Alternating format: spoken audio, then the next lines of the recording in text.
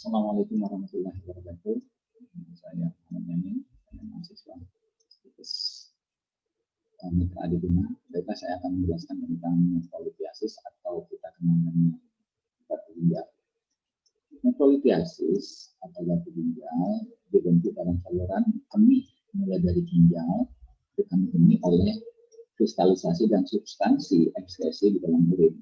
Itu ada menurut Muhammad 2011. Sedangkan menurut Samsul Derajat 2000, nephrolithiasis adalah batu di dalam saluran kemih atau kalkulus uriner, adalah massa keras seperti batu yang terbentuk di sepanjang saluran kemih dan bisa menyebabkan nyeri, perdarahan, penyumbatan aliran kemih atau infeksi. Nah, batu ini bisa terbentuk di dalam ginjal maupun dalam kandung kemih. Makanya kalau di dalam ginjal disebut batu ginjal, kalau dalam kandung kemih disebut batu kandung kemih. Ada pendapat lain yang menjelaskan bahwasanya batu ginjal atau nephrolithiasis merupakan suatu keadaan terdapatnya batu kalkuli di ginjal. Batu ginjal itu terbentuk, batunya terbentuk dalam ginjal, yaitu di pelvis dan calyx, dan mengalir bersama urin.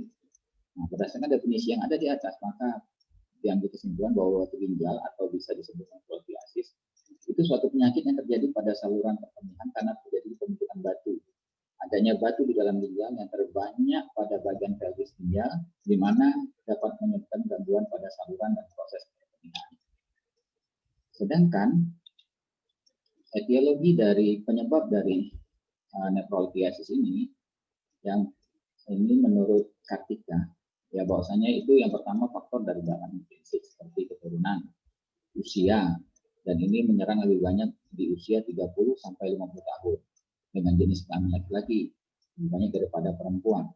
Nah, faktor yang kedua yaitu faktor dari luar yang kita kenal dengan ekstrinsik seperti geografi, cuaca dan suhu serta asupan air, di mana bila jumlah air dan kadar mineral kalsium pada air yang diminum itu kurang.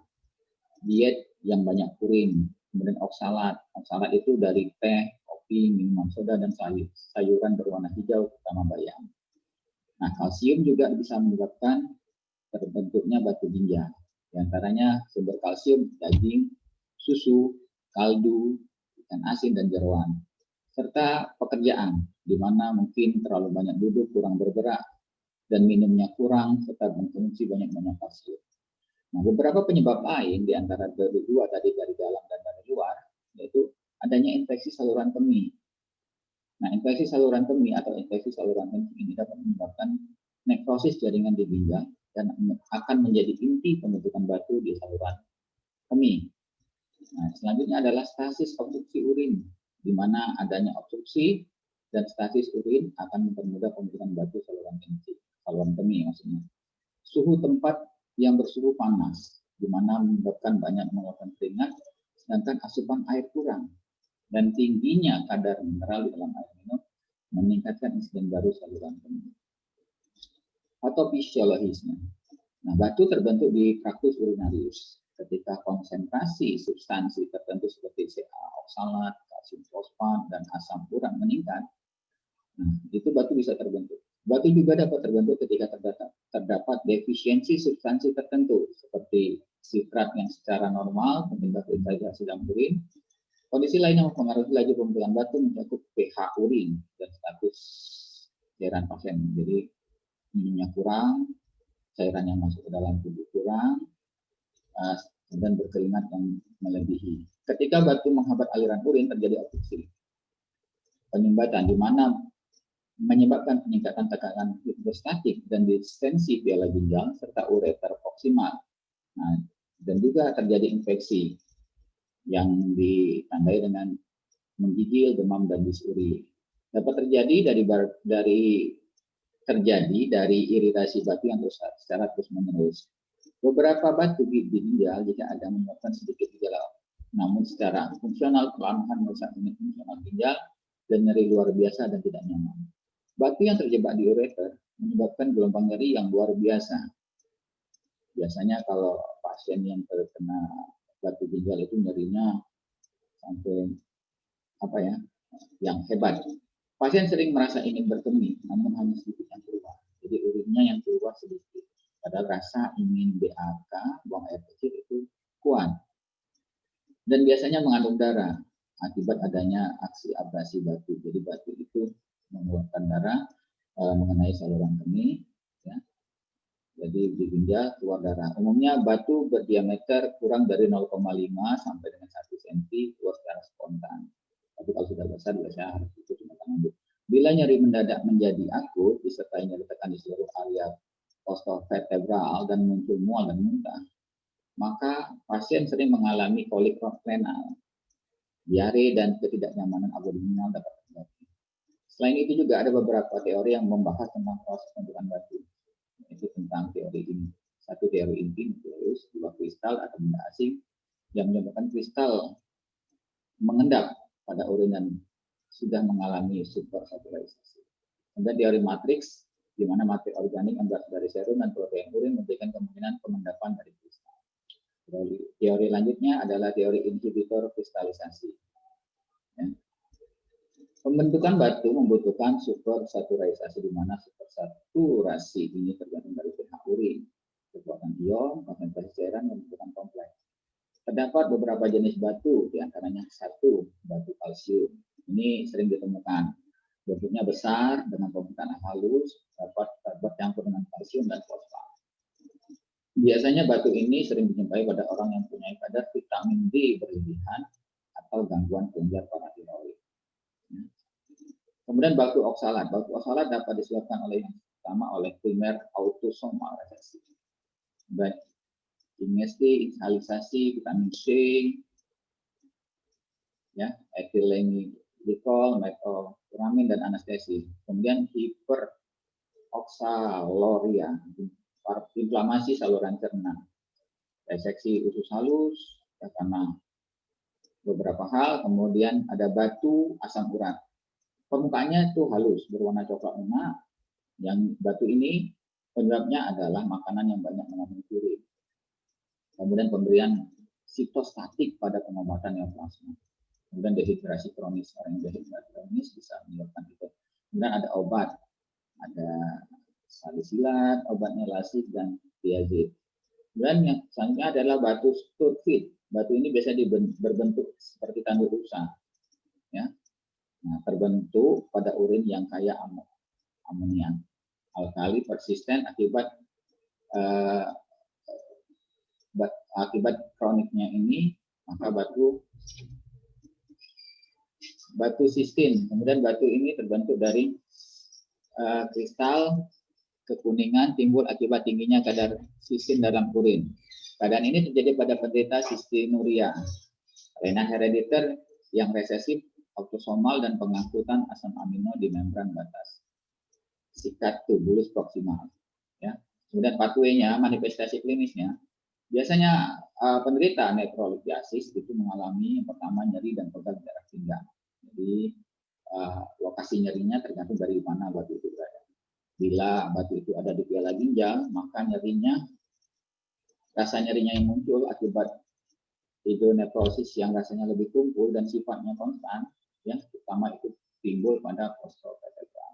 Jadi nyeri dan pegal darah pinggang. Kemudian hematuria, darah dari ginjal berwarna coklat tua. Nah, ini dapat terjadi karena adanya trauma yang disebabkan oleh adanya batu atau terjadinya kolik. Yang ketiga, batu ginjal menimbulkan peningkatan tekanan hidrostatik dan distensi pelvis ginjal. Ya, serta ureter proksimal yang dapat menyebabkan terjadinya kolik. Kemudian selanjutnya adalah sumbatan. Batu menutup aliran urin.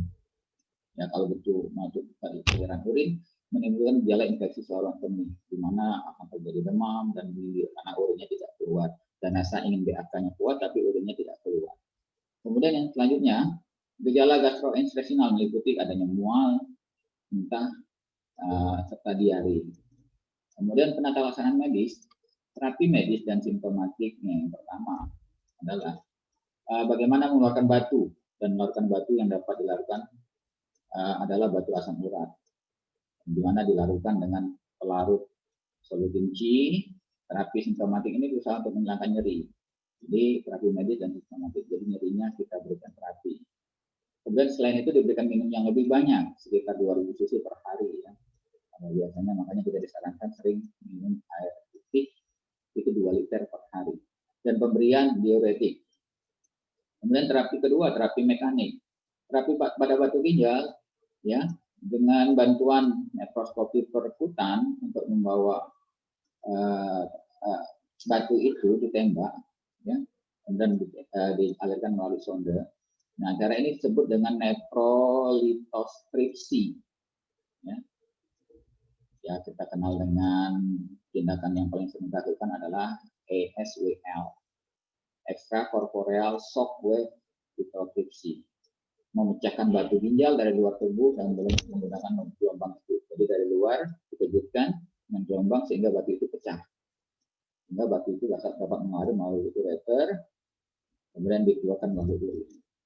Kemudian nefrolitiasi selanjutnya adalah batu ginjal dilakukan dengan tindakan operatif. Nah, ini batunya diangkat. Yang dikatakan nefrolitektomi, diangkat ginjalnya karena batunya terlalu besar. Itu sering. Ada beberapa pasien diangkat ginjalnya juga karena batunya tidak bisa dipecah. Ya. Kemudian pemeriksaan penunjangnya adalah yang pertama menegakkan diagnosa ini yaitu urin, di mana pH-nya lebih dari 7,6, kemudian sedimen sel darah merah lebih dari 90%, dan ada biakan urin. Nah, kemudian pemeriksaan penunjangnya melalui darah yaitu Hb-nya menurun. Kemudian leukositosis, urium kreatininnya meningkat. Ya. Kemudian pemeriksaan radiologi, kita lakukan foto BNO, lihat lokasi baru dan besarnya batu, lokasi batunya di mana, kemudian besarnya berapa, ya. Kemudian USG abdomen, dan bisa juga dengan sistoskopi. Ya. Komplikasi, ya, atau komplikasi dari nefrolitiasis ini adalah di mana terjadinya sumbatan. Kadang-kadang batunya dipecah, menyumbat saluran sini. Nah, ini sering juga terjadi karena batunya waktu saat dipecah itu dari besar menjadi kecil, ada yang tidak rata. Kemudian infeksi, karena batu yang berjalan keluar melalui saluran ureter itu biasanya sering membuat iritasi di ureter. Kemudian terjadinya infeksi, ya, karena batu itu sempat obstruksi menghambat saluran kemih atau urin yang keluar sehingga terjadi pelukaan dan menyebabkan infeksi. Kemudian selanjutnya adalah komplikasinya adalah kerusakan fungsi ginjal. Untuk batu yang sudah membesar dan terlalu lama itu ginjalnya tidak akan fungsi dengan baik. Di antaranya harus diangkat beserta ginjalnya. Makanya ada pengangkatan ginjal dikarenakan batu. Kemudian hidronefrosis, ya. Ini komplikasinya. Mungkin itu yang dapat saya sampaikan tentang nefrolitiasis. Ya. Ada beberapa informasi tambahan, misalnya tentang ini nefrolitiasis. Itu batu kecil biasanya akan keluar dengan sendirinya. Jadi batu ginjal yang terbentuk karena kalsium atau beberapa hal itu kalau biasanya kecil itu akan keluar melalui urin. Nggak perlu perawatan medis. Makanya sering ada yang BAK-nya terasa sakit, tapi begitu keluar urinnya ada semacam kristal. Kemungkinan adalah batu yang keluar melalui urin karena batunya kecil. Ya. Itu bisa dengan kita banyak minum sehingga batu yang kecil itu baru terbentuk dan akan keluar melalui urin karena kita banyak minum. Kemudian dalam beberapa kasus ada beberapa obat yang dapat direkomendasikan untuk mencegah keluarnya batu. Misalnya tamsulosin, ya, atau alpha blocker. Nah, alpha blocker ini untuk melancarkan atau memperlancar keluarnya batu. Nah, tapi 10-20% batu ginjal biasanya orang tidak menyadari itu, dan biasanya juga tindakan operatif yang digunakan. Tapi di era modern sekarang ini banyak tindakan dengan cara memecah batu dengan cara sistem kejut atau ditembak melalui laser. Mungkin itu informasi tambahan yang dapat saya sampaikan. Terima kasih. Assalamualaikum warahmatullahi wabarakatuh.